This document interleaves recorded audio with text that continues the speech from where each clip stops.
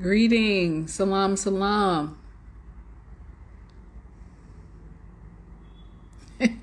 Yes, me. The living room in this Airbnb has no light, so I'm, rigging this baby up because we were supposed to go back out, but I was like, nah, I got too much information to share today, so hopefully we get it in tomorrow.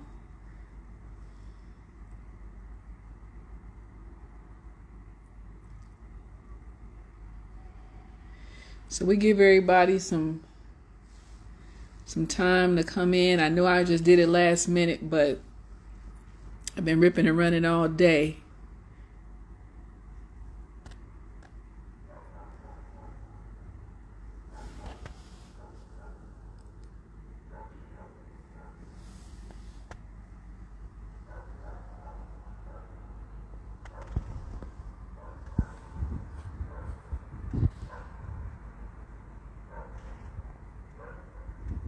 Greetings, my traveling brethren.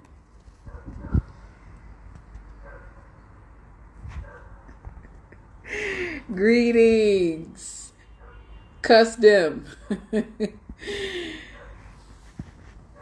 So, I got a late start today, so I was like, okay, I'm really close to the prehistoric, pre-Columbian museum. So I'm like, oh, it takes 10 minutes to walk over there. Cool. And there's something else I saw today that I'll have to talk about that later. It was a lot. Greetings, Asanaya. So, I'm going through the motions. I finally get myself together and head over. And, at first I'm like, okay, I'm not really, seeing a lot of stuff. I'm not seeing really things that, are popping out to you, because the better museums were in Colombia. No disrespect to my Chilean brethren and sistren. In particular, that gold museum, and even the National Museum in Bogota had some gems in there. So nevertheless, being studious, I see a library, a bookstore, so I already know I'm going to hit that before I leave. Cujo, we all traveling, you know what I'm saying? We all navigating, you know what I mean? So it's all good. So I see a few things, and hopefully I don't know if I remember took a picture with my other device, but I was like, okay, it's one of those things, you gotta go. And I think I've been saying this before, hit up the different museums in your jurisdictions, or when you do get a chance or the time, you have the finance to travel, whether it's, in North America, wherever, you want to hit the museums. In particular, in the Americas, you want to hit the pre-Columbian, pre-Hispanic, anything with regards to pre-Christopher Columbus, pre-Spaniards, pre-Hispanic, that's what you want to go see. So, Asanaya and I, we saw some mummification in Colombia. And today, they have some mummification in Chile. And one of the claims made in Chile is that the mummification is 2,000 years older than the one in Egypt. So, and it's a claim, right? It's a claim. And so I didn't find anything to substantiate it, but it's a claim. Here's some more turbans. This is, you cannot honor what Noble Drew Ali brought in waking us back up to reclaiming our history and our culture. So when I'm looking at this, like my whole spidey senses, we've had those moments where your body starts tingling. So I'm like, okay, that's something for me to research. Now, it didn't really give me a lot of sources, but I did want to point this out here. And my apologies again, because the best light is in the bedrooms and the kitchen. So the mummies, MoMA, Chicharo, the mummies, they had a couple different types of mummies there. And again, the Chileans claim that their mummification is 2,000 years older than the Egyptian. So we all have some research to do. Greetings, my brethren. Sheldon, how you doing? So we have a lot to research with regards to the claims that the Chileans are making, that their mummification is 2,000 years older than the Egyptian. And it could be, right? You know, it's a claim, and just like anything, we're gonna investigate.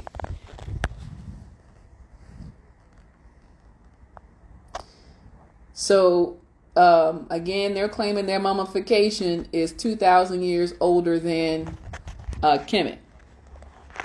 Now, again, it's a claim. I didn't see a lot of evidence, but the evidence is coming, right? So here is a baby that's mummified.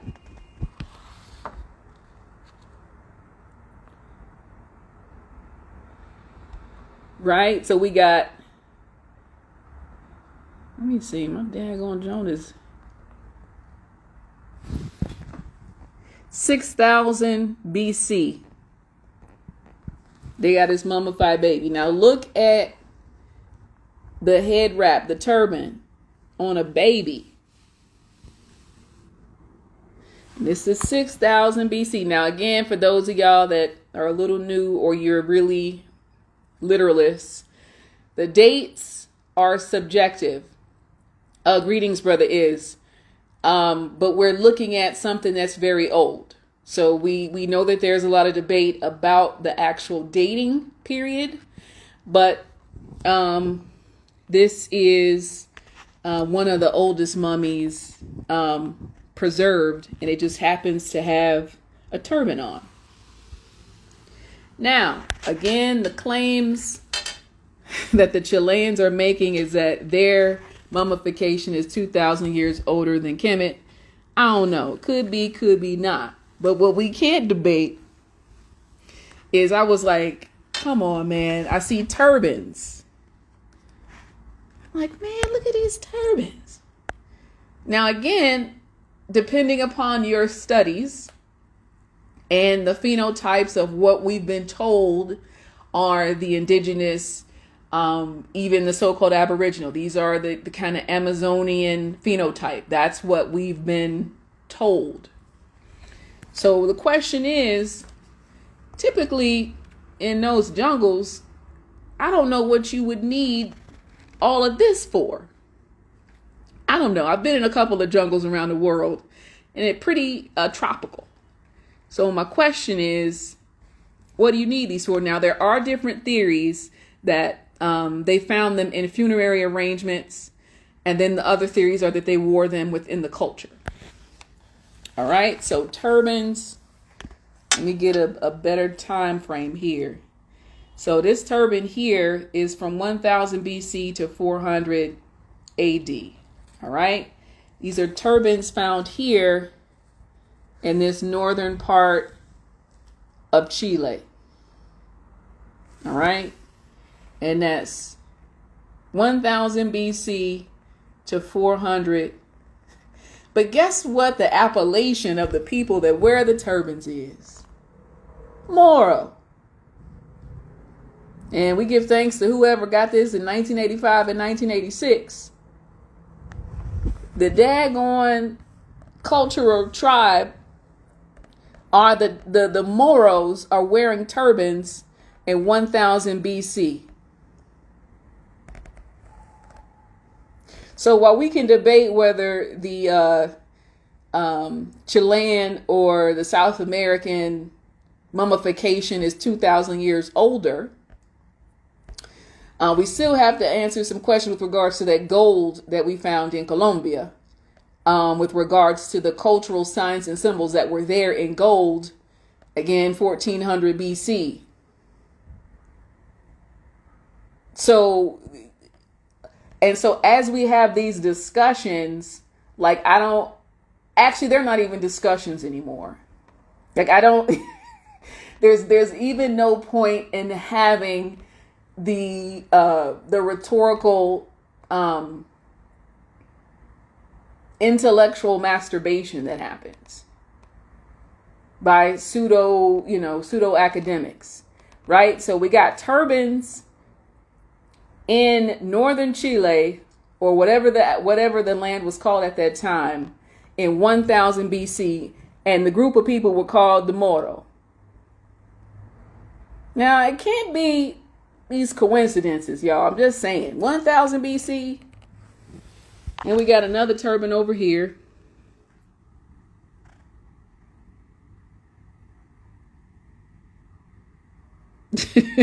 Cujo, stop.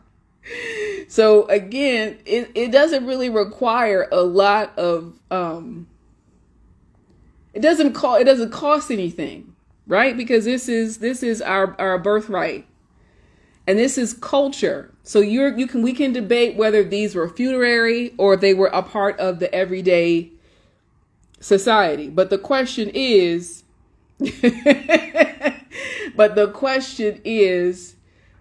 why would the consciousness to wrap your head be a status that you would want to have in tomb? Now, remember, for those of you that are familiar more with the chematology with regards to the science of the ritual of preserving your body so that your spirit, your soul, your ka would come back, right? So that the idea of preserving yourself, having that body and all of the things that surrounded you, your toys, your weapons, your servants, your concubines, your consort, your children, everything was with you so that you had it in the afterlife, right?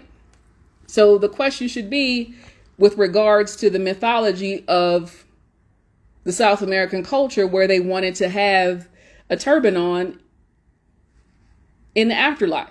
Now, the question is, again, if this is a primitive society in the jungle, what the hell are they doing with this?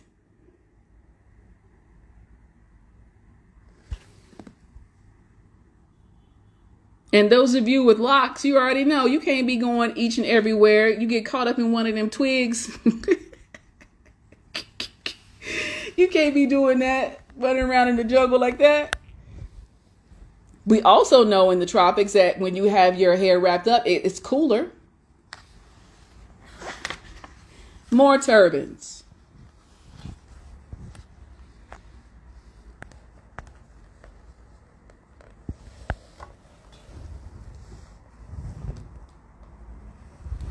All right, we got, again, 1000 BC to 500 AD. Moro. What's the confusion? And give thanks to the people that actually found it.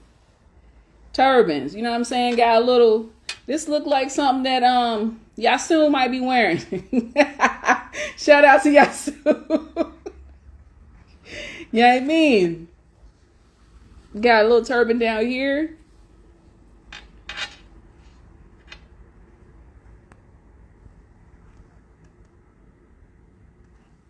And again, my apologies for the light. But I was at that daggone museum for like, I don't know how many hours I was there. This is probably the best preserved one, the best looking one with the most color.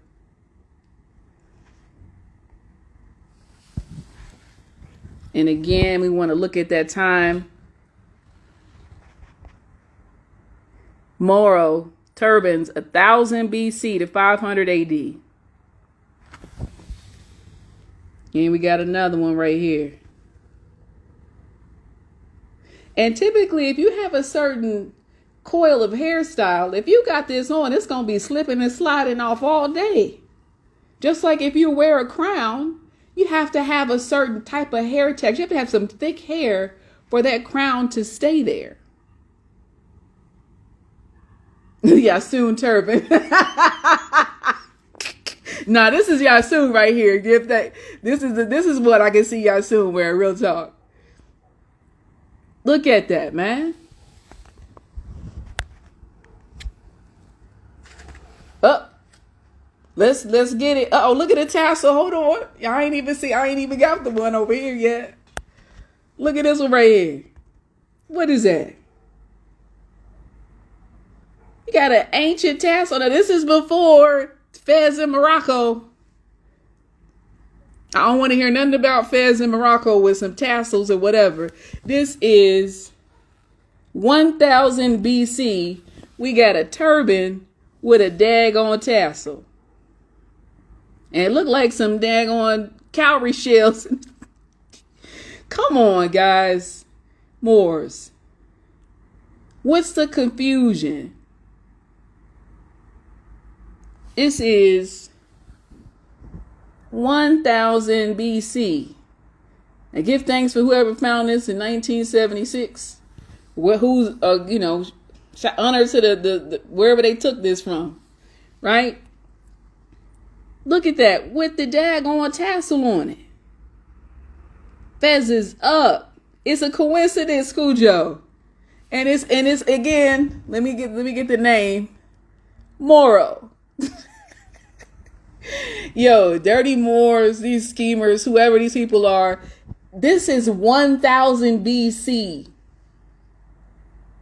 Again, you can play with the dates all you want. This is before anything with some daggone fez, turban, even if we're talking about the Maya. This is 1000 BC. And again, if you have a certain hair texture, it's hard for you to keep something like this on your head.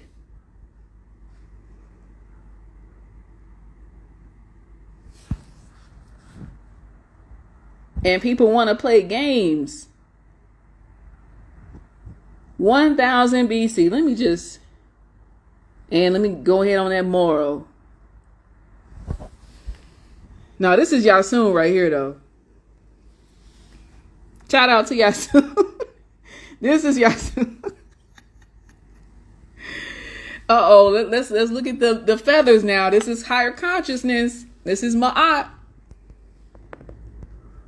Look at the tassel right here. Look at the tassel. And we got, I don't say they're not turkey feather, right? But it's trying to represent that Ma'at when you have that feather, because that bird, that higher self, right? Your crown chakra. 1000 BC, Moro, turban, with some feathers in the jump, wrapped it up, and we got a daggone tassel on the side or on the back.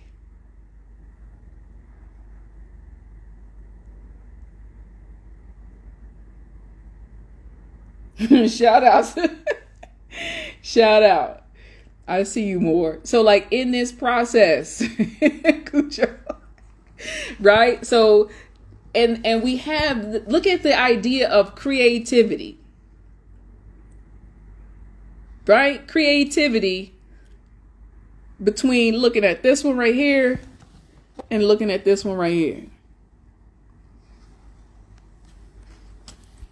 And this is 1000 BC. So who knows what it looked like when it was done at the time. This is just a preservation.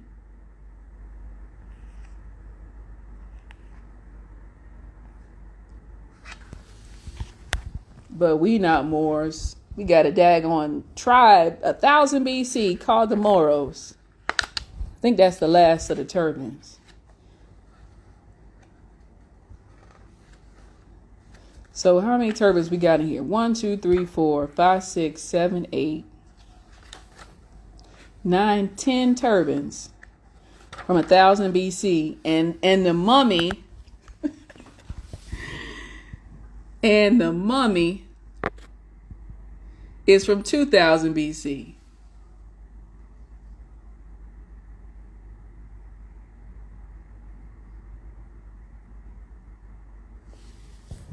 And then look at the turban. Look how they got themselves wrapped up.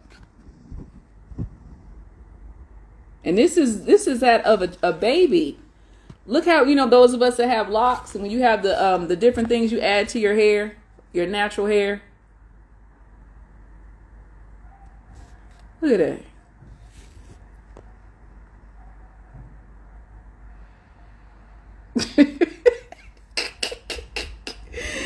Man.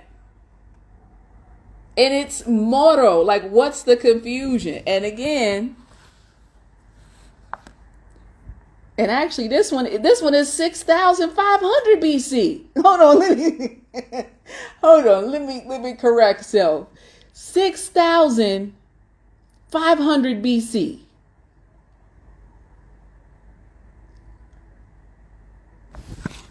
Again, those of you with your natural hair with your locks, you got your jewelry, and sometimes you add it up, you spice it up a little bit. Come on, man.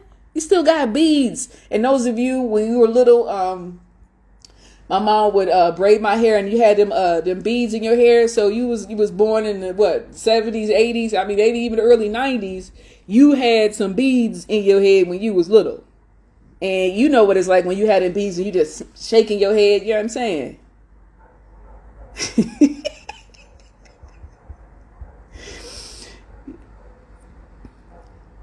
And again, we not dissing our brethren and sisters across the way. We're just saying that this is here between 6,000, 2,000, and 1,000 BC, whatever we want to do at those times. We have the culture, the knowledge to not only mummify, to decorate the turban.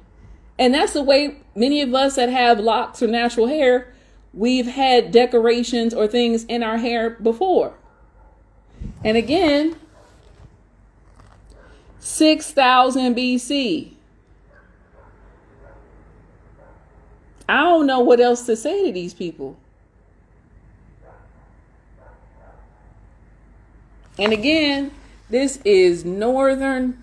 Let me get my little bootleg light over here. This is northern Chile.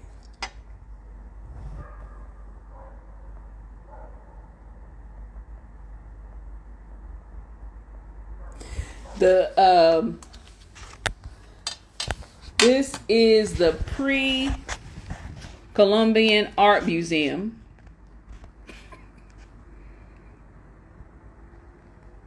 This is the people that was here before it was Colombia.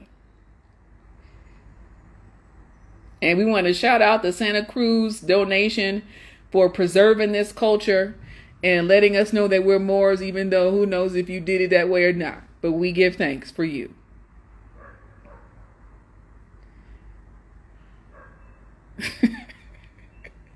And again, we comprehend that there were multiple peoples here because the evidence that we saw in Colombia is different than we see here in Chile. Because the culture was richer and more wealthier in that area because the metallurgy and things that they have here, they had a copper base, or they had silver alloys, or they had gold plated things. And we know some of us have had a budget where you had a gold plated you had a gold plated chain or something, and you was running or playing basketball, you started sweating and that joint turned green, right? So in Colombia, they had a lot more gold to show for it. Out here, it was rare, and they had to use combinations of gold plated things, right? And shout out to all the Moors that are joining in. How Egypt older if they don't have... Well, I've been to Egypt over there, and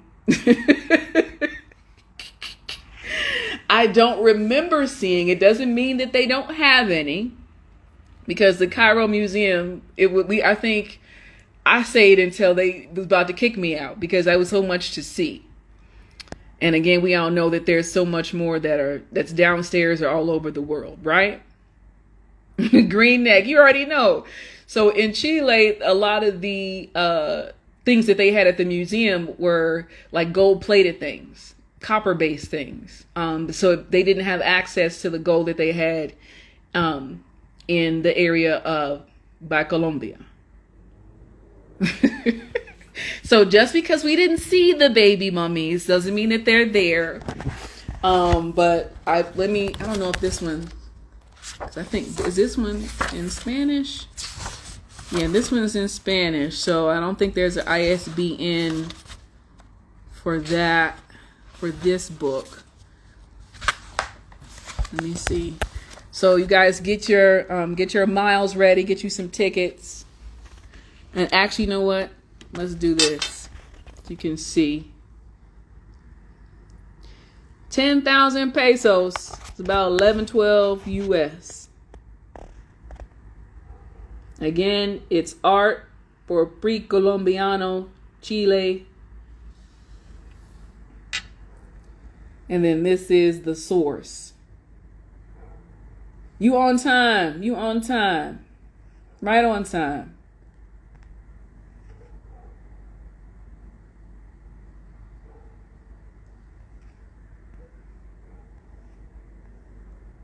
Remember, time was when it was not. So when we talk about like the idea of time is subjective, right?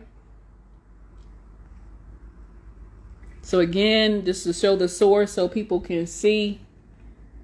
And look at the plaza, the Mulatto Plaza. Come on, man. The Plaza Mulatto. I didn't even see that the first time I looked at it. And again, it's the Museum of Pre-Columbian Art in Chile.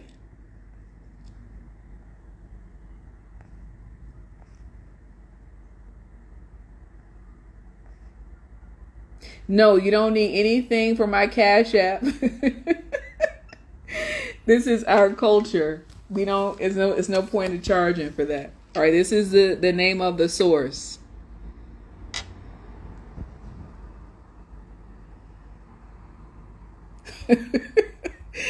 This does not belong to me. Obviously, I'm here to just share it with you guys.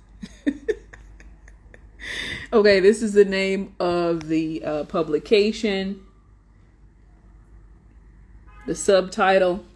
And I mean, we could argue that might be a little, Liberty Cat, you know what I mean? All right, pre-Columbian.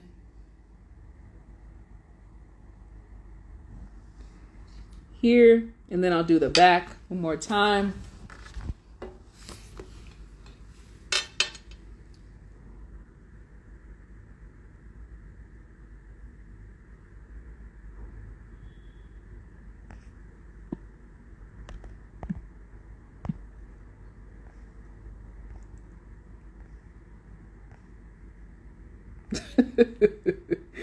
Greetings. Salam, salam. Matriarch movements. All right, Mound Builder. All right, so again, this is the source in the Plaza Mulatto. So another funny thing was when I was mapping out like where I wanted to go today, thinking I was gonna be able to get like 3 things in. I ain't getting none in. Except that one. Which symbol?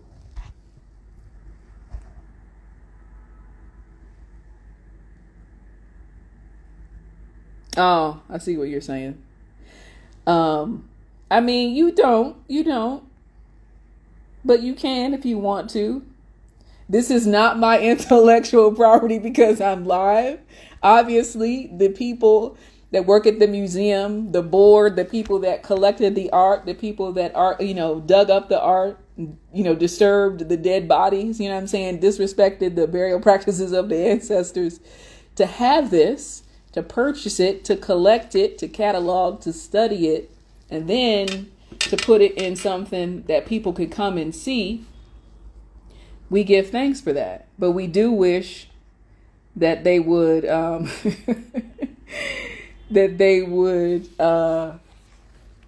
let them rest, put them back.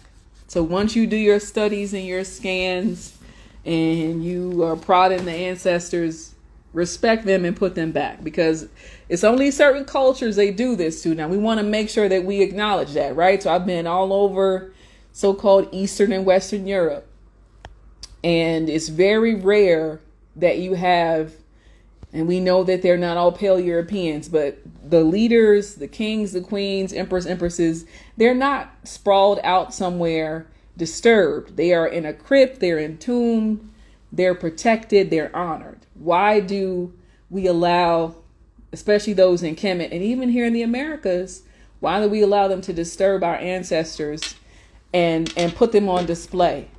That's disrespectful, right?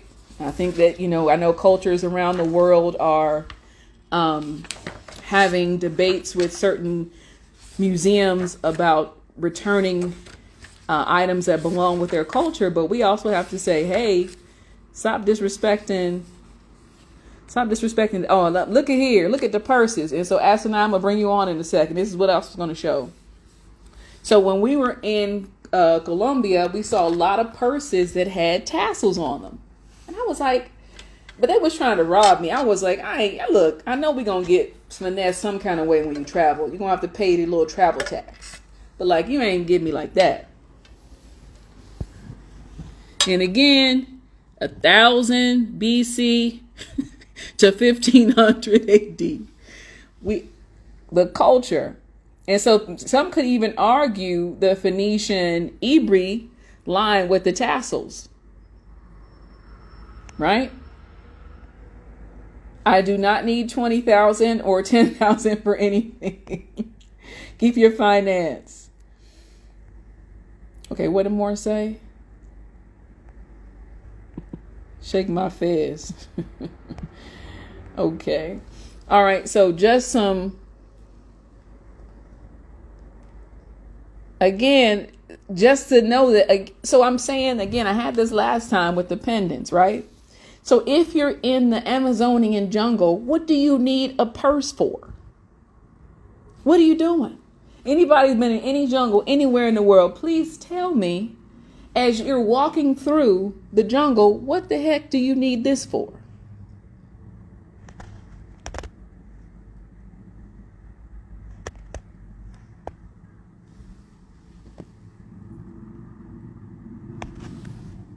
This is a wealthy society. And look at the designs are different. They're not the same. Right? So we have a culture of artisans. We have a diversified caste system where we have generational creativity, where you have your apprenticeship and you learn from the master for your 7 to 10, 11 years. Right? So if we're using the argument that the phenotype of the South American indigenous aboriginal is the jungle, what the hell do they need a purse with tassels for? What do you need it for? Somebody tell me. You have bugs crawling through it. It's going to get moist from the humidity. It's not going to last very long. Let me see what somebody said. Nope, we don't do donations over here. No, but that's a good point. I wanted to make sure I said that because even when I did go to Kemet and they have a special area where you have to pay additional money in the Cairo Museum to go see Ramses, to go see Queen Tai, to go see oh goodness, it was 4 or 5 of them in there, and I think I had to pay an additional amount of finance to go in there to see them. And it's disrespectful because they just have them. It's almost like they got them laying there like butt naked or so. It was just disrespectful. All right, now we got war helmets. 1000 BC.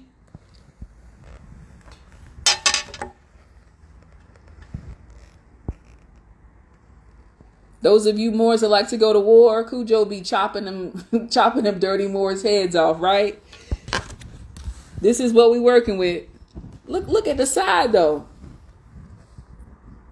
I don't know if that tassel fell off in the back or what that is back there, but this is the war helmet. Now you get popped upside the head, I don't think it's gonna help you much, but I still see something down there. Come on, guys. Look at the war helmets.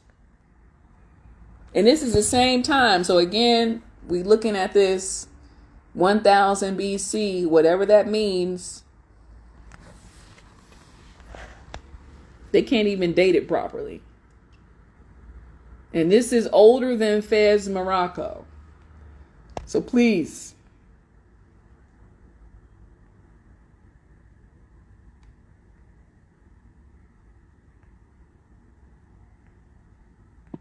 Hold on, let me see what y'all be typing in real quick. What do you say?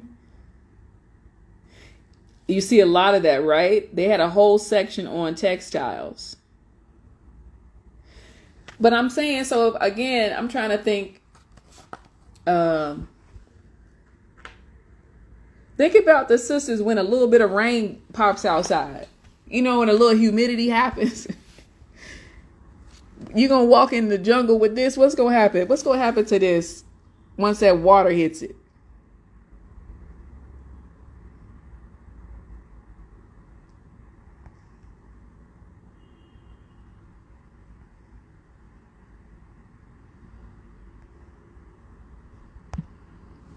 I'm asking for a friend. So, and I'll make sure for those of y'all just came on that we go back to the Moors with turbans on between 6,000 BC. And look at the designs. And these are newer ones. Now this is complicated right here. Look how intricate that is. What's the date here? That's new. Okay.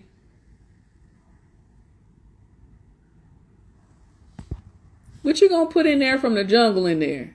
It's gonna be wet. You gonna mess your bag up. You spent all your little cowrie shells to get your bag. What you gonna put in there from the jungle? What you gonna do with it?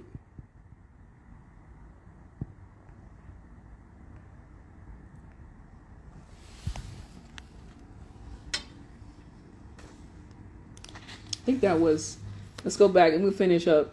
We'll come back here. And again, all my warriors, honors to the warriors.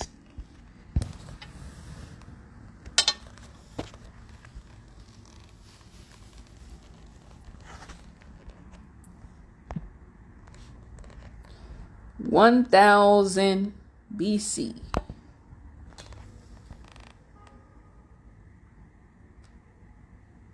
All right.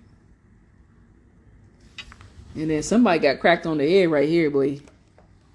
I don't know what Dirty Moore got this one.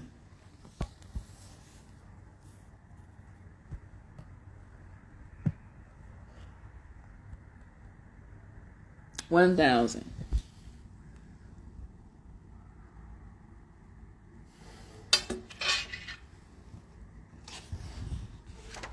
And then they got some baskets and stuff. I think it was something else I was going to show y'all in here. Oh, there's more. Uh-oh. Look what it says. Hold on, y'all. This is the kicker. Cujo, you ready, Cujo? Cujo, you ready? Hold on, I can't get my light together. Get my light together. The Fez. Look at the... Wait a minute. What? Does that say Fez? Now, this is new. This isn't BC. But look at this date, y'all. Look at this date. Look at the date. Now that's Anno Domini, 1440, 1442. Somebody sailed the ocean blue. But this is in South America. Fez #1. I don't even know if they got the glare. Let me get that glare off. Look at the Fez #1. Who got a Fez like that? Now, I done seen some Fezes online. I ain't gonna say nothing about no Fez dealer, no other people dealing no Fezes. I ain't seen no Fez look like that. And that's 1440. Look at that.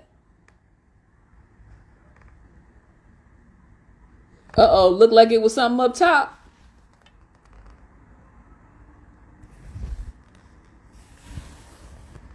Y'all don't want to play, man. Y'all don't want to play with Moors. Oh, wait a minute. Does that say 900? Wait a minute. Hold on now. Let me. Dang, my light. Yo, this is. Okay, there we go.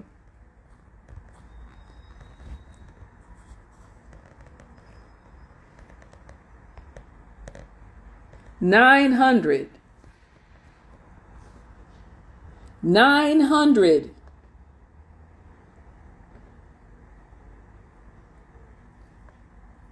So 900. We got this.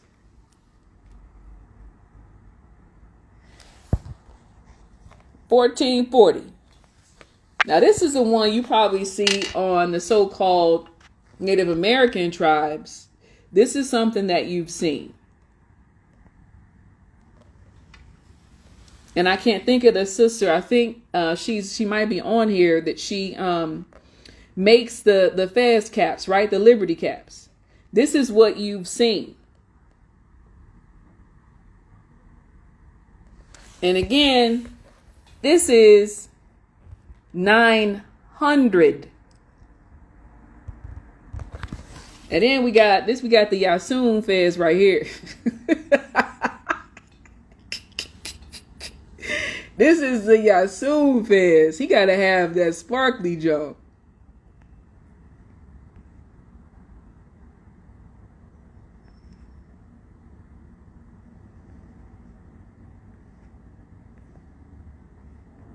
So when we have it again, it's not conversations. It's not intellectual masturbation. We got fezzes from, we got turbans from 6,000 years ago on baby mummies. And we got at least the name of a fez from 900. So the question should be, them turbans was around on a baby mummy from 6,000 BC. So the culture, so that's pre-Olmec. Whatever that is, the chi. So this is actually, so we went from turbans to fezzes. And that's 900. Somebody show me a fez from so-called the Iberian Peninsula from 900.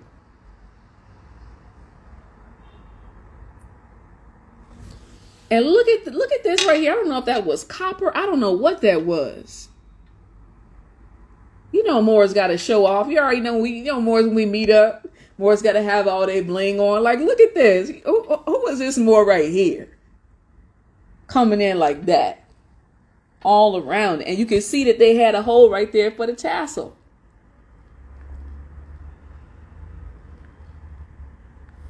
Come on, y'all. What's like?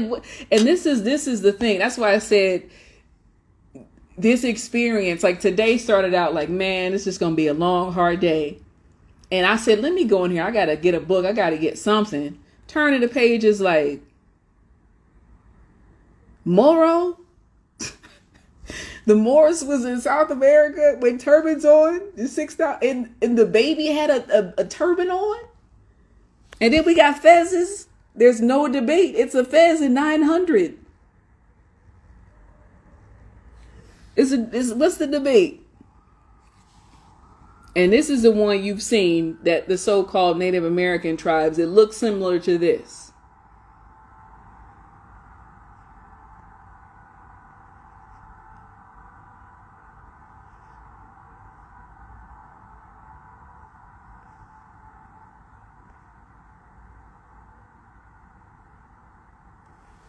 And even if we're saying the Visigoths,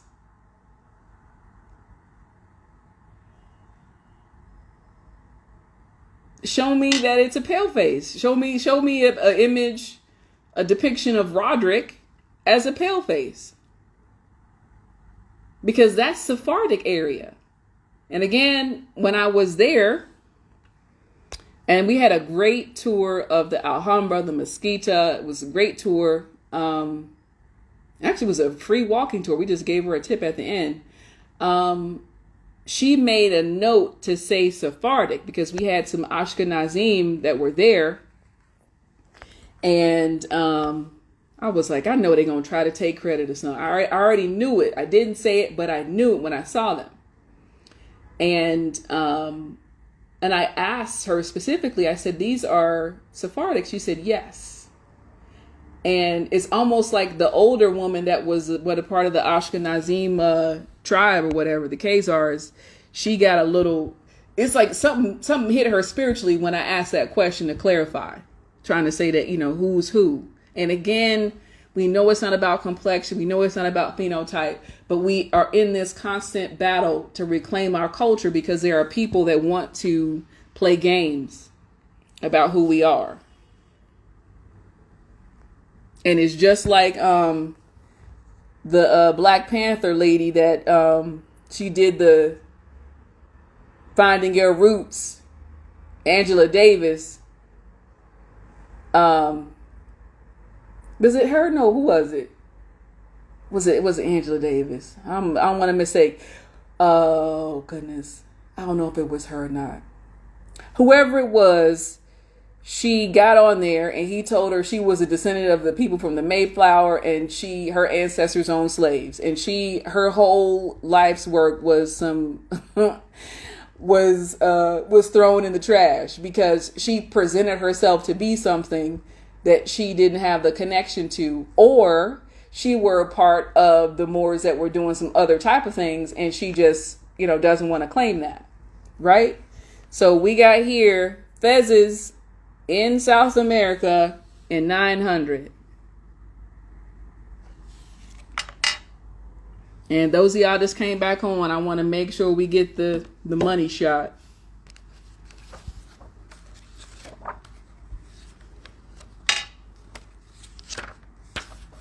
If I had known that, I would have worn my turban over there today.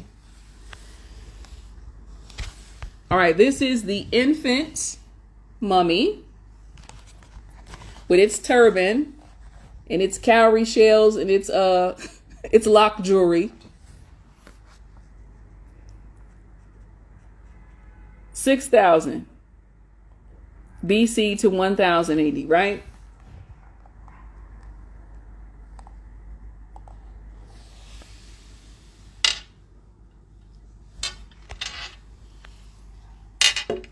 And the claim again that the Chileans are making is that their mummification is 2,000 years older than the Egyptian ones. Now, again, they didn't provide me with any evidence, but it is something that I'm going to try to find some evidence on. Now, turbans. Now, turbans are here in the northern part of Chile. Well, we know it wasn't Chile then, but 1000 BC. And look at the name of the tribe is the Moro tribe. So 1000 BC to 500 AD, we have Moors for at least a 500-year period wearing turbans. And here's some more, but we got to make sure that we acknowledge this one here. And again, those of you with natural hair with locks, you know what it's like when you add the beads and stuff and the jewelry to your hair. What culturally was happening in 6,500 BC for people to be wearing turbans? And this is on a baby, a toddler, small child.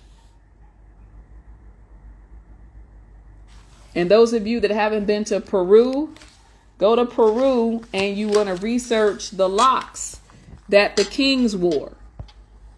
And they still there today. Probably look better than some of y'all locks. No disrespect. All right. So we got 2 turbans here. Again, this is the Moors. The Moro. I don't know what the debate is. Now, if you want to be a ward of the Bureau of Indian Affairs, that is fine. You have a right to self-determination.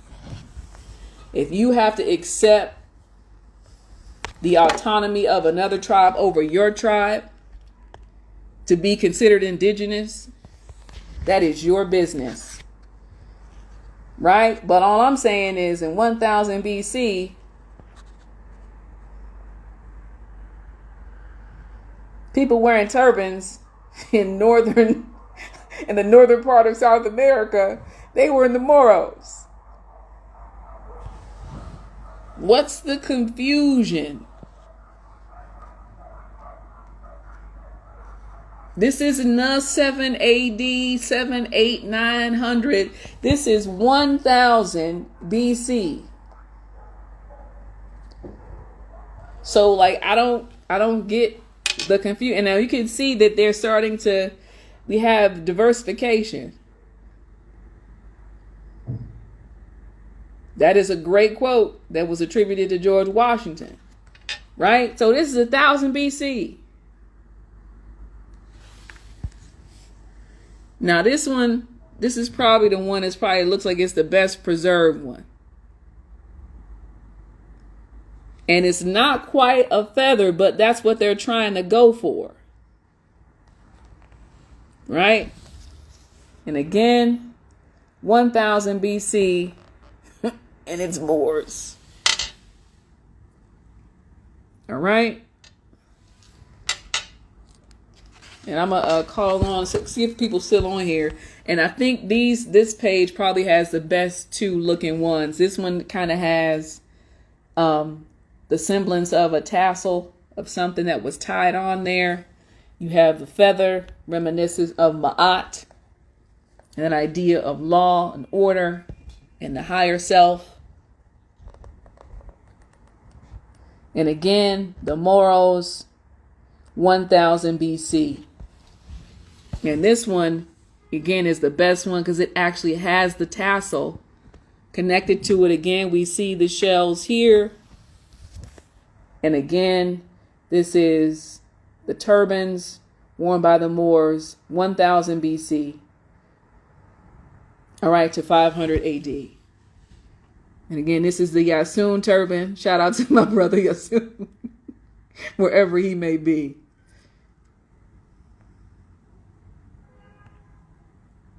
And shout out to the people that just swung through. And again, my question is, those of you that have locks or natural hair, when you're putting on them, those satin caps or whatever, them little made in China synthetic caps or whatever they are, they slipping and sliding all over your head, right? So imagine if you have a certain type of hair texture. How does this going to stay on your head? I mean, it can. And again, there's evidence at the museum that they found some of these in a funerary connection, similar to how the small child had the turban wrapped around their head. But the question is, this group was called the Moro, and it was 1000 BC. And again, this is not Fez, Morocco, and in no disrespect to Fez, Morocco, but we're saying that honors to Noble Drew Ali for waking us back up to reclaim who we are. This isn't a debate.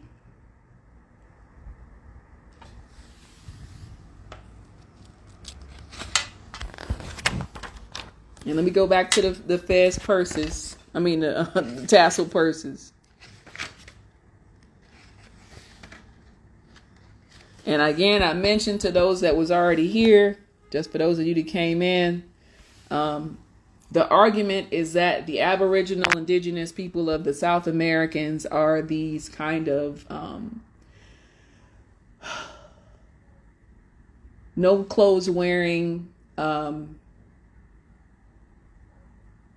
phenotype of people that are the so-called red South American Indian, right? So the question is, culturally, what's the need for something like this? If you're in the interior of the jungle, why do you need this? And how is it going to survive in the context of humidity and rain? I was on Easter Island trying to wear my fez, and I wore the little one. Man, that rain was tearing my little tassel up. And that was just a couple of minutes. If you are the mothers and fathers of South American culture, how can you have this and make this in the jungle and it sustain, humidity and rain? Right? So you notice the different. And again, anybody that's been to Colombia, you can test that they sell all types of purses with tassels on them. And it seems to be something that is been around for a very long time. All right. 1000 BC.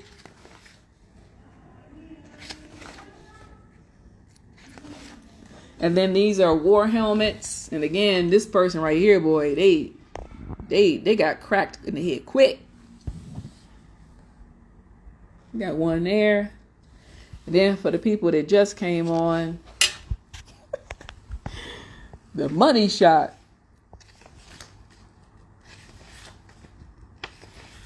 Are the fezzes from 900.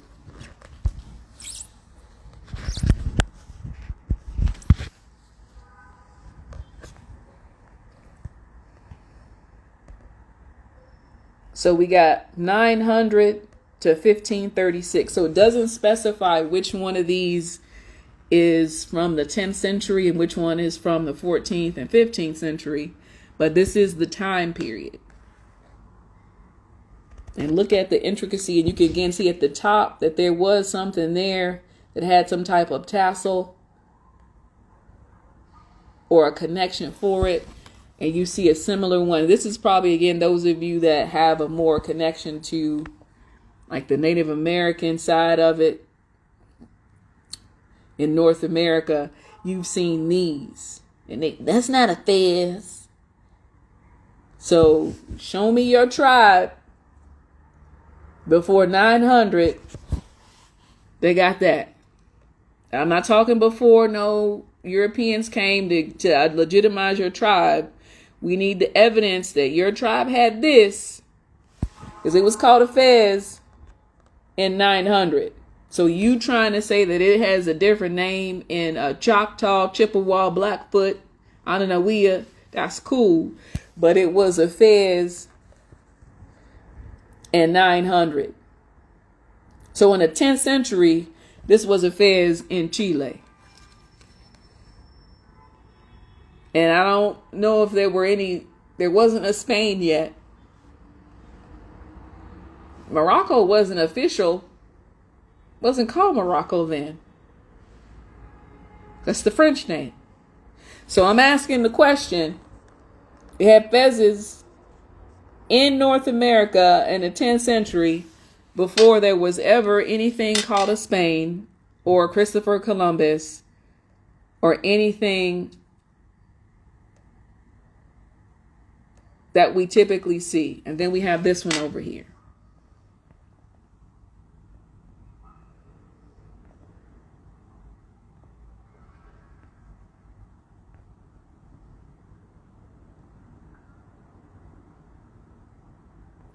And I want to say this. So when I was at Easter Island, a European daughter, she's from the Netherlands. So the tour guide, he claims descent from the Polynesian so-called Negritos of Rapa Nui, right? Because Easter Island is the name that the Dutch gave when they allegedly came. Anyway, he said that his niece or his cousin married a so-called African American. And he looked at me and I'm like, well, it's that time in the conversation. And I had on my beads and I said,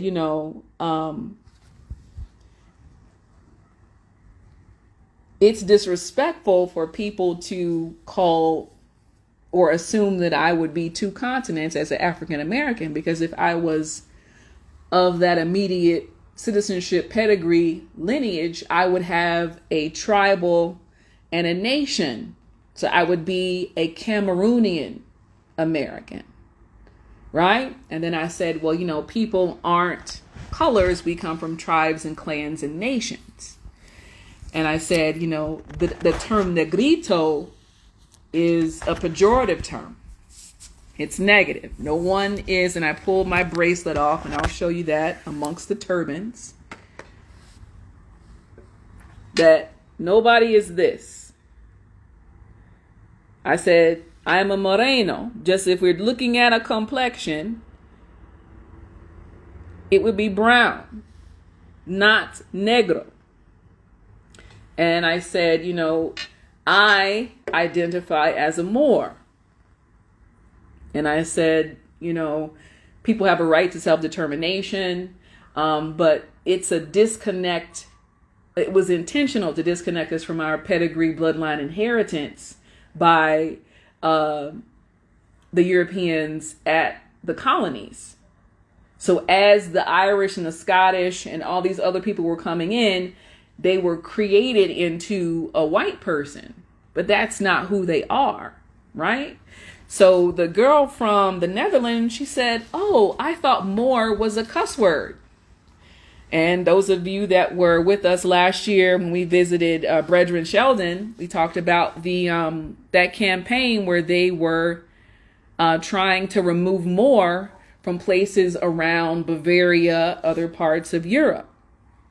And so the conversation that I had with him from Rapa Nui and her from the Netherlands assured them that African American or black or whatever, that's not a real pedigree. It's not a bloodline. It's not an inheritance. It doesn't connect us to anything. What connects us is that they were wearing turbans in Chile. Hold on, where my Joan at? In 1000 BC. And this one got a tassel with it.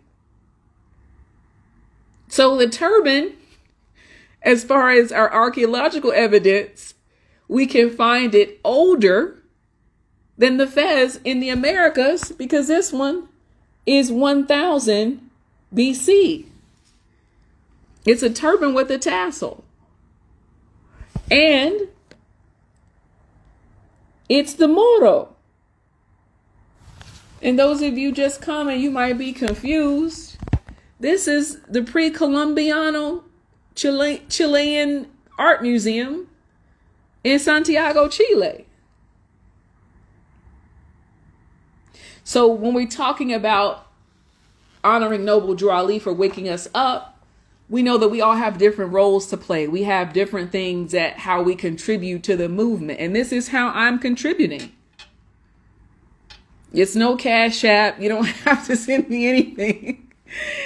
Your birthright is something that is priceless. All you have to do to spend it is your time and attention and having discernment, right? So when we talk about meeting Noble Drew Ali in his literature, finding that relationship within your heart, and then we're just going to share what we know. And so when I came upon this today at the museum, I'm like, yo,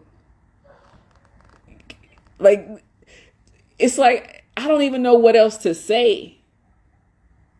I just don't know what else to say. We have a turban with a tassel on it in the northern part of South America, a Mexam, in 1000 BC. And we want to play games.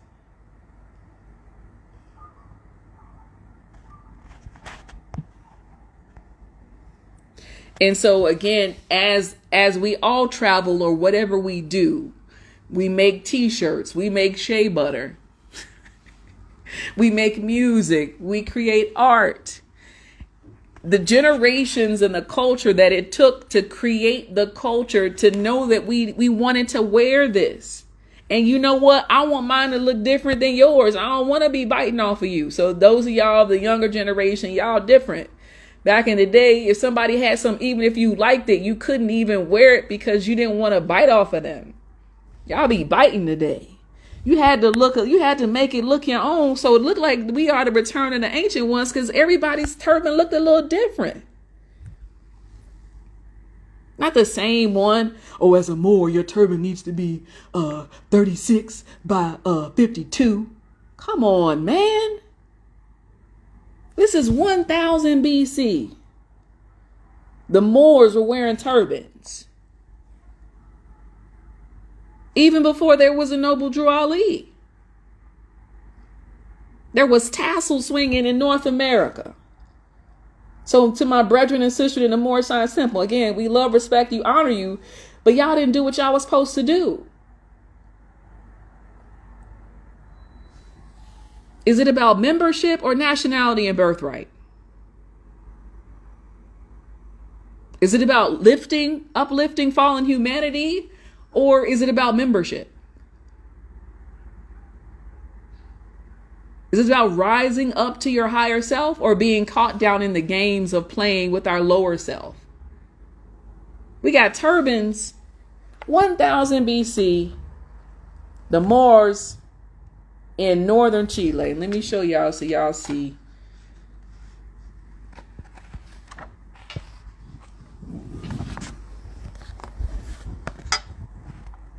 Right here.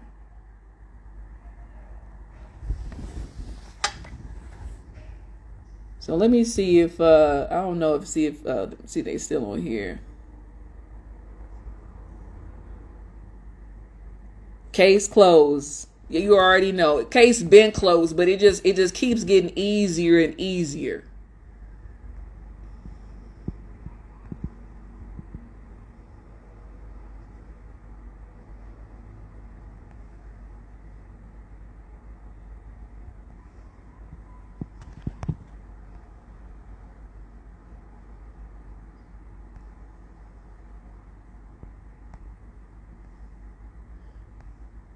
Nothing. No, there's no cash app.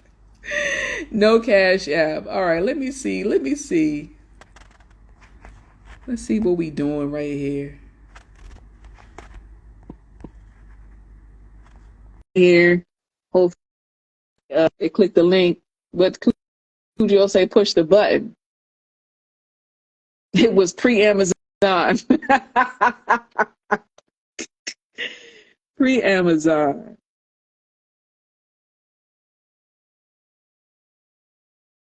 How do you dress your fez? I dress my fez like that. Let's go back to that 900 fez. Somebody showed me a fez from Morocco. I'm sorry. I don't know what to call it because it wasn't Morocco then. Somebody showed me something over there that had a fez before it was a fez. And I didn't even get to that page. I didn't even get to that page yet.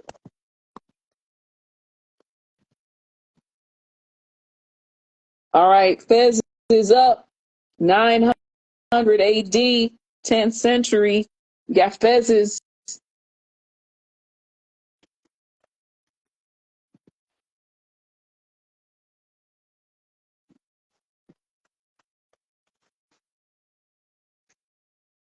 All right, we got, and again, this is the one that's typically the one that you've seen that's not a fez. It's not called a fez. Okay, well, in the 10th century, it was called a fez. So you show me your tribe that had one like that before the 10th century, and then we can have a conversation. All right, or did you got the Yasun fez? Shout out to my brethren Yasun. It's probably dealing with them crazy dogs right now. All right. So this is the point of contention right here because we hear the different groups talk about, well, that's not called a fez. Okay. So show me something before the great law of peace. This is before the great law of peace. My Haudenosaunee people. Shout out to my Haudenosaunee, my so-called Iroquois. This is before the great law of peace. I'm gonna look again. Let me. I got a little glare. It was called a fez in. And so again, we know that we've had connections with cultures. We know that we've had intermarriage and trade, and so there's nothing else to say. Like, I mean, we really want to be able to, we want to be able to have that so we can allow people to come into knowledge about their nationality and birthright. So we got Fez as 10th century here. And when you look at the ones that you typically see, again, in the so-called Native American tribes in North America, they look like this one. But the earliest one they found so far is 900. So again, we don't want to have debates. We're not doing intellectual masturbation.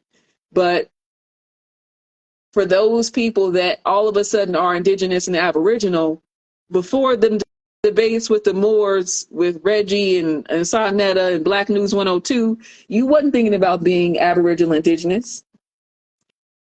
And anybody that's a so-called chief, let me know what you was doing before those debates was happening. When Sarnetta still had that Moorish flag on his wall. For those of you that really watched the stuff back in the day, he used to have that Jones sitting on his wall, and then he took it down.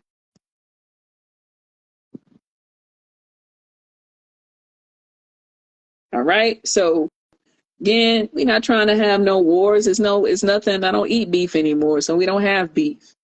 So we just want to be able to say you need to do a little bit more research and stop being so disrespectful, because even what you're wearing was called a fez before that tribe even existed, because technically you guys reneged on your own autonomy when you signed under the jurisdiction of the Bureau of Indian Affairs. You only exist as an acknowledged tribe because you acknowledge the supremacy of the United States government as the Bureau of Indian Affairs. If you decide to remove that, they will no longer consider you a tribe and you will lose your privileges.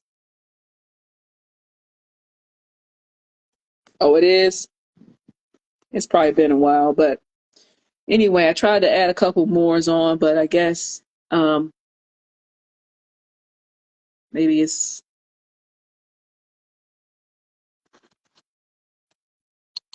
I think I've been on here for a minute. Let's check and see what everybody's saying. Anybody saying anything?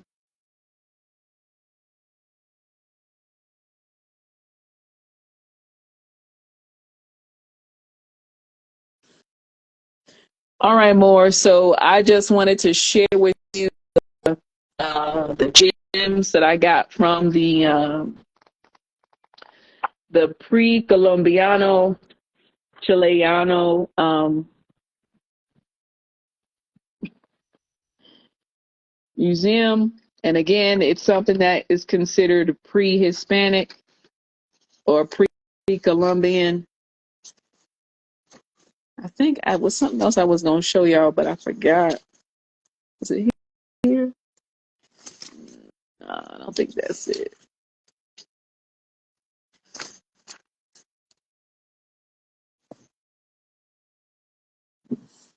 Liberty Cap.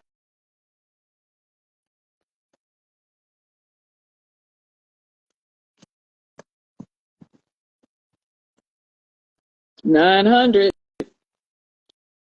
Just saying, I got a cone shaped hat with some stuff hanging out the top. And I just looked at this. I missed this page.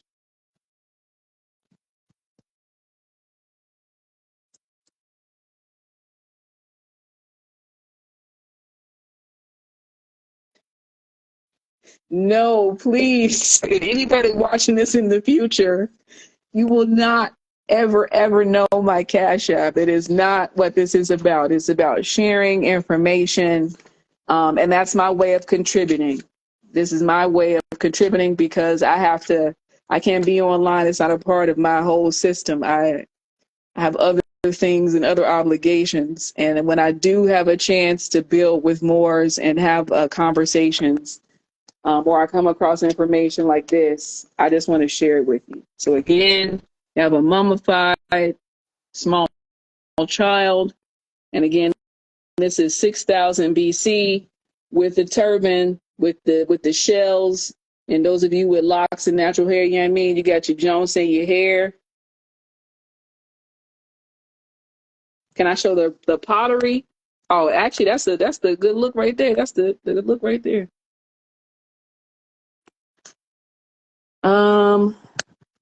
Pottery. Oh, let me hit that turban up again. The turban with the tassel on it. People that just came in. So as far as the Chilean evidence, the turbans have been in the Americas at least since 6,000 BC, but in this modern iteration, 1,000 BC, with regards to their collection. All right. There was a request for some pottery.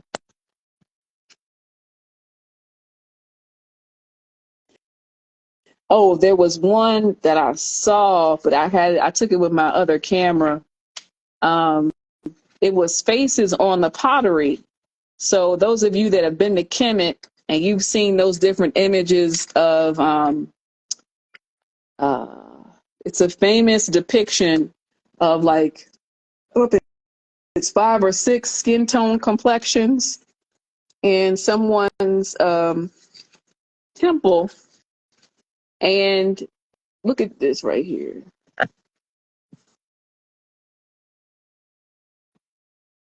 No, that's not it.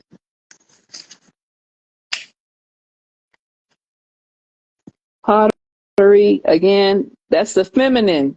So the divine feminine in an anthropomorphic form. Again, you find these all over the world. This is 900. And you see them, they typically have them where they have big hips, big thighs. Sometimes they're pregnant, sometimes they're breastfeeding. And they honor the divine feminine. So let me try to find that for you. Now, surprisingly, they have very little on the Olmec. And I think probably because maybe Mexico has a lot of that in that area around Veracruz. Again, that's pretty new. That's 900. Yeah, that's pretty new. I want to see if they have it in there. They might not. But that pottery had like different complexions, and they only show the 2 lighter complexions. And I took a video of it, but you can see the darker complexion, but they have it turned to the side. I thought that was a little shady. I was a little disappointed. Yeah, that they don't have it tagged in here. You know what? Let me try it one more time. Let's see. No, they just have the list. They don't have the images of it. Hold on, they may have it back here. See if it's cataloged. And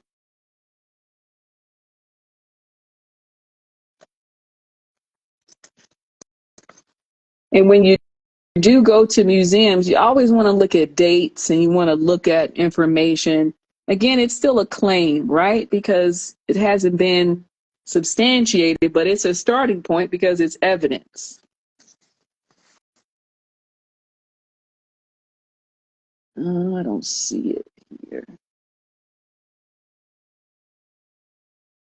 Look at that right there. Got that wrapped up. I don't see it.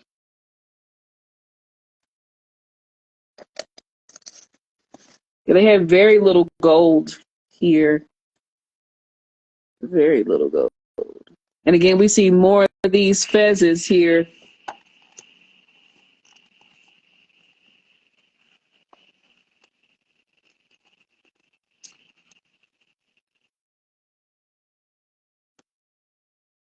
All right. 1470.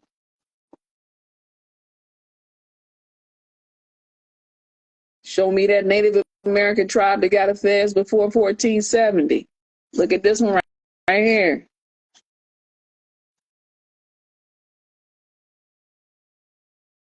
It's another 1470.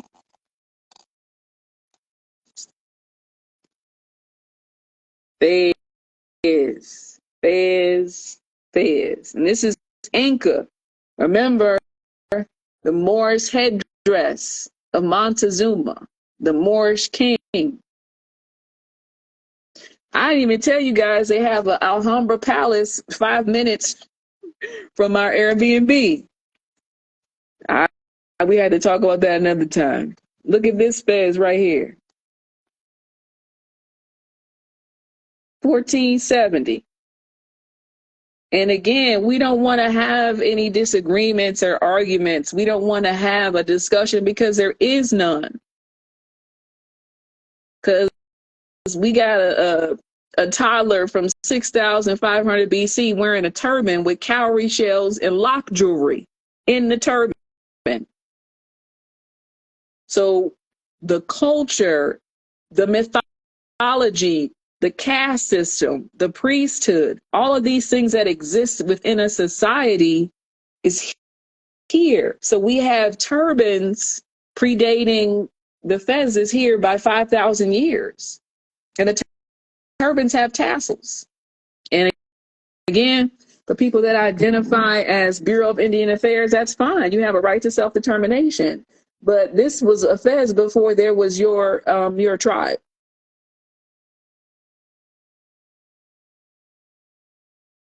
And the fezzes on that page were 900, and that was before the Great Law of Peace. And again, if you have a codified law system, then you have high culture.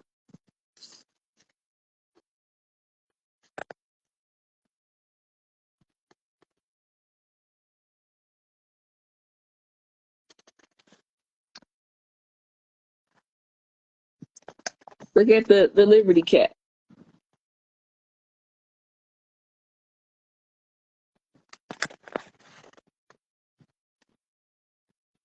Oh, there's another Moorish one. 1,000. Look at the turban. Look at the Yassoon turban. Can I do a zoom? Oh, can I zoom in?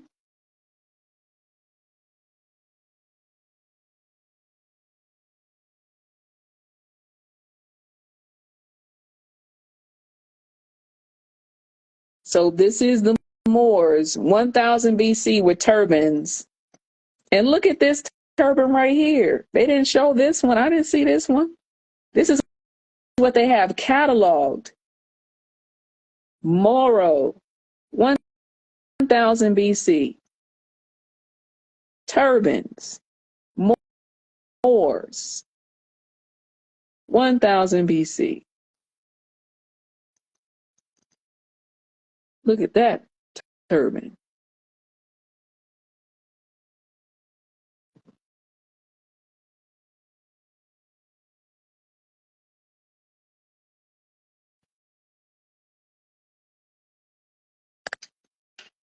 So here's some more pottery, but I didn't see the one that I was looking for that had the faces on it.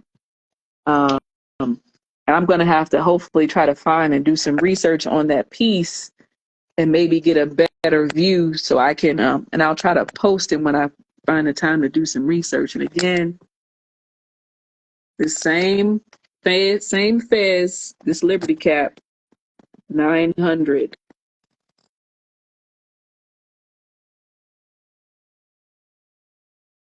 And it's interesting because this tribe of people is the Arica. I thought it was really interesting. Arica, Africa. I see some spearheads, warheads. Yeah, forgot the more that asked about the pottery. So hopefully you've seen enough. Yeah, this is the last page. And again, we started with a turban. We're going in with the fez, 1470.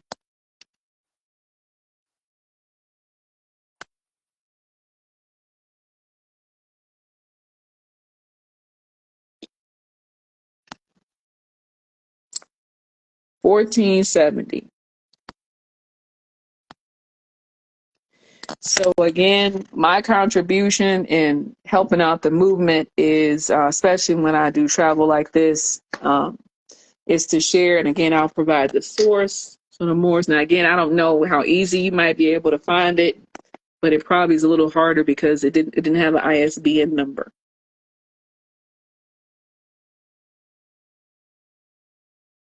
And that Roman imperialism is us too. So when you go to Rome and you go to the catacombs and they tell you about the first three popes and the first three emperors were African, so-called African. So I don't know what the debate is. All right. If you want to go to the Mulatto Plaza, you're more than happy to. And again, this is by the Chilean pre-Columbian History of Art Museum. This is what they have here. And then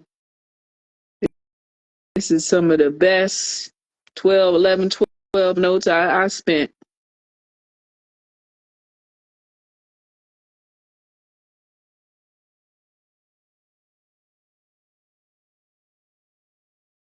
And remember, Christ is Krishna. That's Krishna. So that's why it's so many layers to this. And remember, the priesthood we've had different factions of a priesthood, right? So we had different wars within the priesthood. So you remember what happened with Akhenaten when he wanted to change and move the capital, and the priesthood basically tried their best to erase him from history because he wanted to remove the Amen, the Amun, that priesthood to the Aten. So that was a battle of priesthoods, right? So priesthoods have politics just like anything else, just like our different factions of Moorish groups, right? People want to rule the world and forgot the mission to uplift fallen humanity, to make sure people know about their nationality and birthright, that they're not Negro, Black, colored, and African American or Hispanic or Indian or whatever.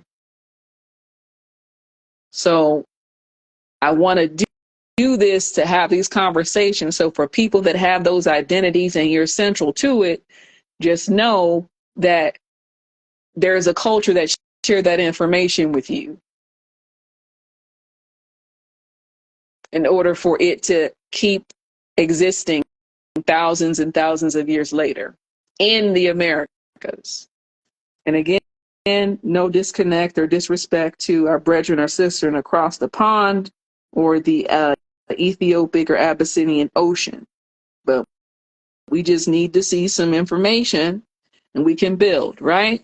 And to our indigenous friends, the Haudenosaunee, the Iroquois, the people that like to wear those caps, but say it wasn't a fez. It was a fez in 1000, the 10th century. So I don't know. I think the Great Law of Peace was 1100 something, if I'm not mistaken, according to legend. So they was wearing turbans and pheasants for thousands of years in the Americas with cowrie shells and natural lock jewelry in the hairstyle. So let me check and see what y'all talking about. Yes, the date is still subjective, but before the Common Era is BCE. So the date system again is already subjective, but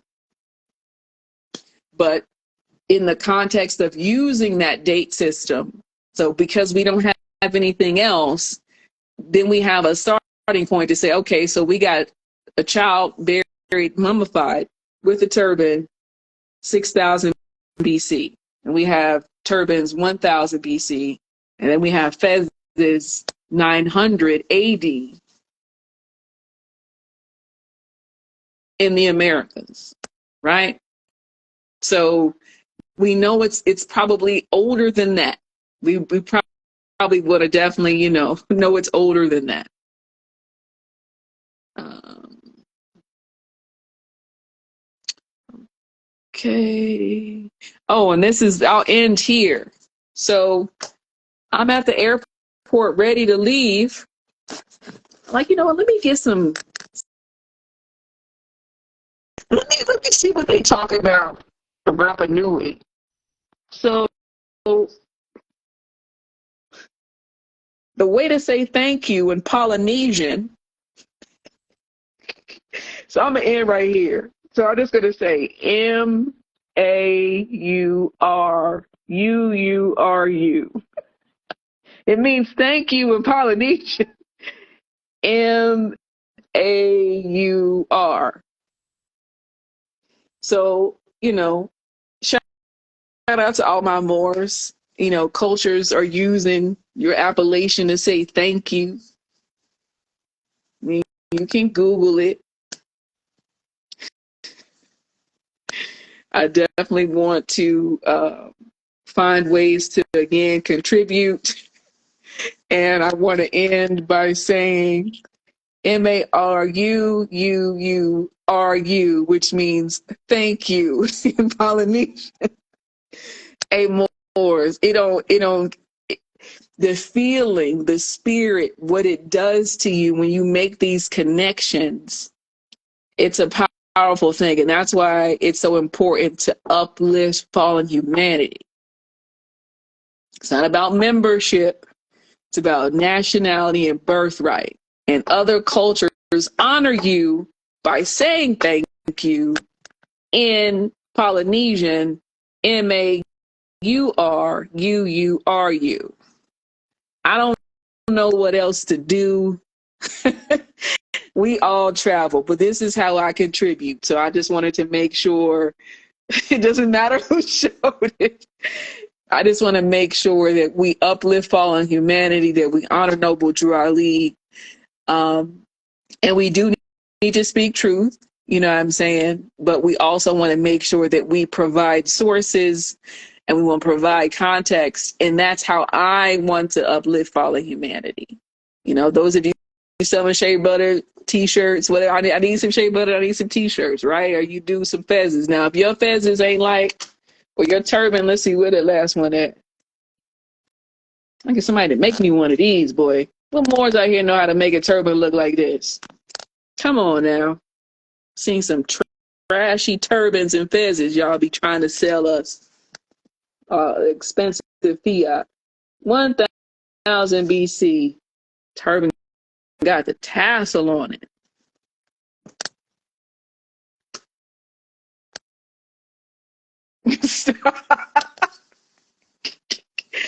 Give thanks, Cujo. Even though you throwing shade, I still give thanks. Give thanks. Oh goodness.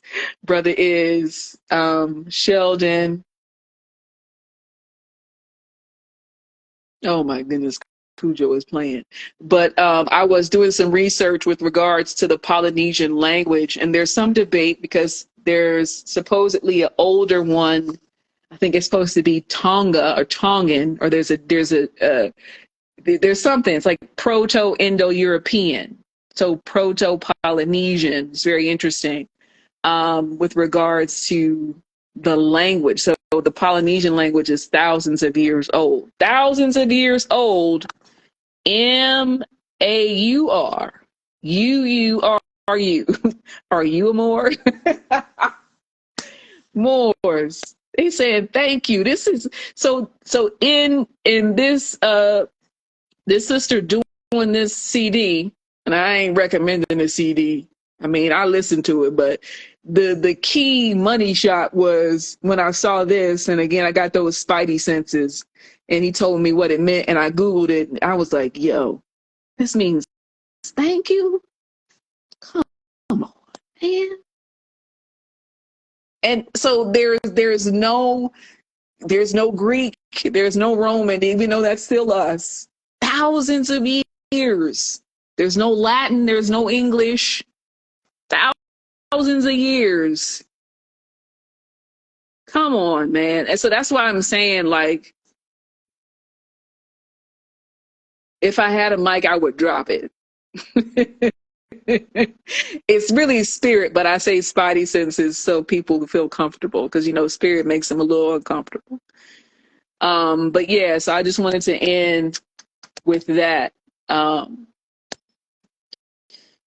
your way to contribute to the movement, find your way to uplift fallen humanity. And that's what I'm doing. And I said I was going to do it. And I really didn't even talk about the experience on Easter Island. So I think we're going to meet up with some people tomorrow, and we're going to start doing, we're going to do heavy traveling. So we're going to be in and out. I think it'll be a couple of days before we're in a place where we're going to be for a couple of days. So I'll find some time it'll probably be in another strong or so. And I'll reflect on Rapa Nui Easter Island. So, I mean, but I wanted to end on this one right here. No, give thanks. So when people keep talking about Mauritania, what is it? Burnt face? What does it say? Ethiopian means like burnt face, or, you know, Moor is the dark ones. It means black. So what's the Polynesian? So now how are we going to do it with Proto-Polynesian? What's the connection now? What's the connection now to try to make it seem like this is exclusively a so-called African thing? Now, we're not talking about Africa in the context of what it means today, but in this context of making it seem like the only way we exist is there, but this is all these islands in Oceania, in South Asia.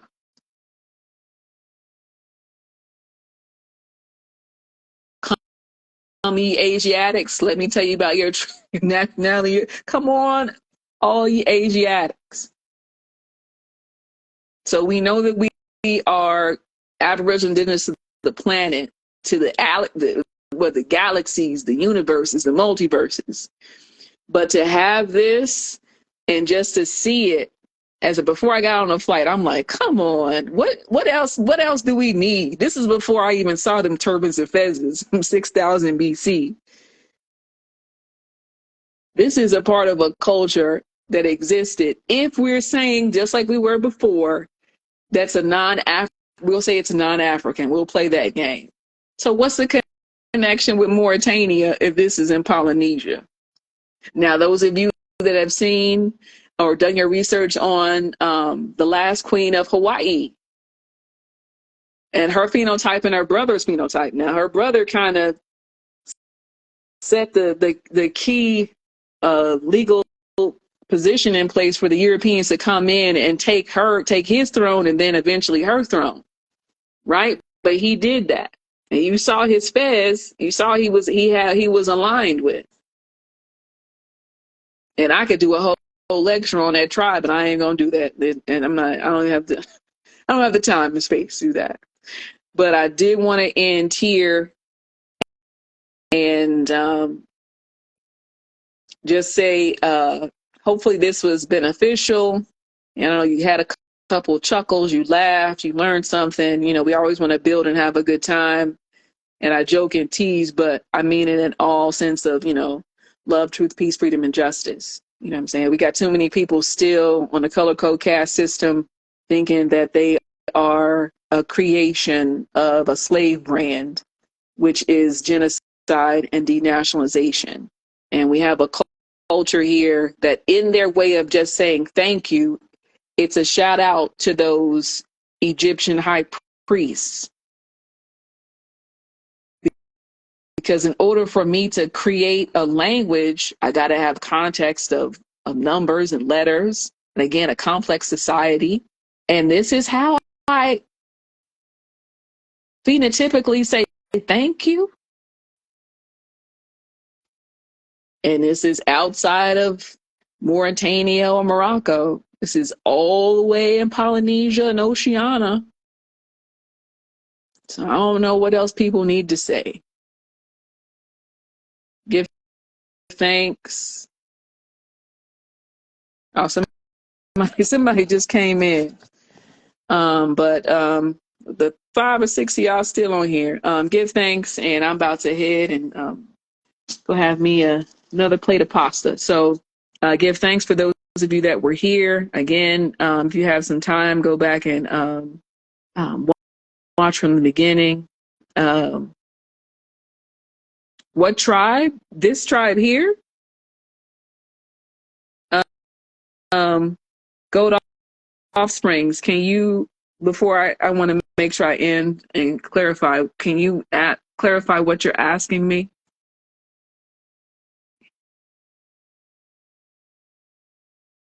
Gold Offsprings. What tribe? Can you provide some context? What do you mean by that?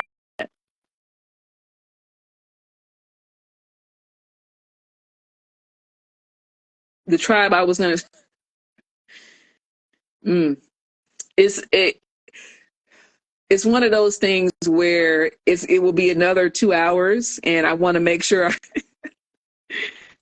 And I said I couldn't talk about. Oh, I said I haven't talked about. Yeah, no, the experience of Rapa Nui. I think that's what I was saying. In the future, when I said it, please remind me so I can, clarify. So I don't want to leave on a unclear note. So pardon self for that point of contention. But give thanks to those of you that tuned in. And again, I just wanted to share my experience at the museum, and they did all the hard work. I just came and spent some time. Rapa is the name of Easter Island. So it's several thousand miles off the coast of Chile, and it's where you see the moai, and that's a whole other thing, the moai. Yeah. So I'll have a build on that probably in another strong or so once we've gone to forgot the name of the place we're going to, but we'll be there for like 3 nights or 2 nights, and I'll be able to have some time, and I will reflect on that. But I wanted to share this one because it was too much today in this museum and this one little book to not share with you guys. So give thanks.